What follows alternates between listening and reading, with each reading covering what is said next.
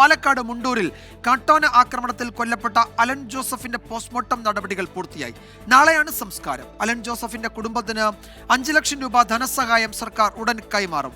വനംവകുപ്പ് ഉദ്യോഗസ്ഥർക്ക് വീഴ്ചയുണ്ടോ എന്ന് പരിശോധിക്കുമെന്ന് വനമന്ത്രി AK ശശീന്ദ്രൻ പറഞ്ഞു. വനം വകുപ്പിന്റെ അനാസ്ഥയിൽ പ്രതിഷേധിച്ച് മുണ്ടൂരിൽ CPM ആഹ്വാനം ചെയ്ത ഹർത്താൽ പൂർണ്ണമാണ്.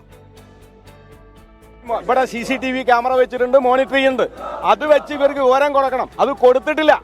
കൊടുത്തിരുന്നെങ്കിൽ ഈ ദുരന്തം ഉണ്ടാവില്ല. അവിടെ ഇരുന്ന് മോണിറ്റർ ചെയ്യണ ഉദ്യോഗസ്ഥന്മാർ ഇവിടെ വന്ന് ആനയെ കാട്ടിലേക്ക് കയറ്റി വിട്ടു എന്ന് പറഞ്ഞ് തിരിച്ചു വരുത്. ഞങ്ങൾ പറയണം, നിങ്ങൾ തയ്യാറാക്കിയ ഈ സംവിധാനത്തെ ജനങ്ങൾക്ക് വേണ്ടി ഉപയോഗപ്പെടുത്തണം.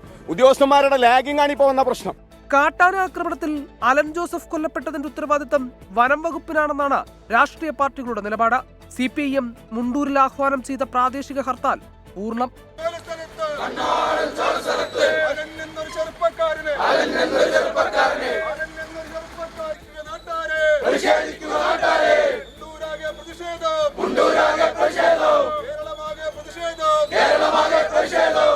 അലൻ ജോസഫിന്റെ പോസ്റ്റ്മോർട്ടം പാലക്കാട് ജില്ലാ ആശുപത്രിയിൽ പൂർത്തിയായി.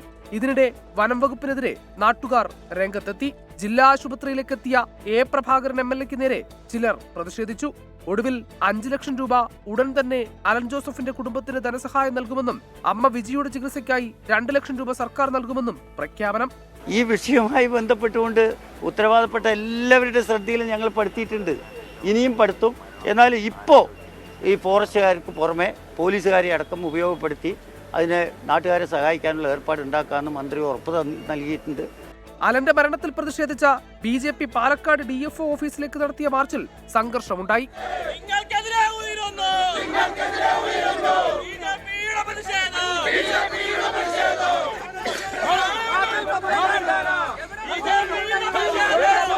അലൻ ജോസഫിന്റെ മൃതദേഹം പാലക്കാട് പാലന ആശുപത്രി മോർച്ചറിയിലാണ് സൂക്ഷിച്ചിരിക്കുന്നത്. നാളെയാണ് സംസ്കാരം. കാട്ടാനാക്രമണത്തിൽ പരുക്കേറ്റ അമ്മ വിജി ഇപ്പോഴും തൃശൂർ മെഡിക്കൽ കോളേജ് ആശുപത്രിയിൽ ചികിത്സയിൽ തുടരുകയാണ്. രാജീവ് സുദേവിനൊപ്പം ശ്രീജിത്ത് ശ്രീകുമാരൻ, 24 പാലക്കാട്.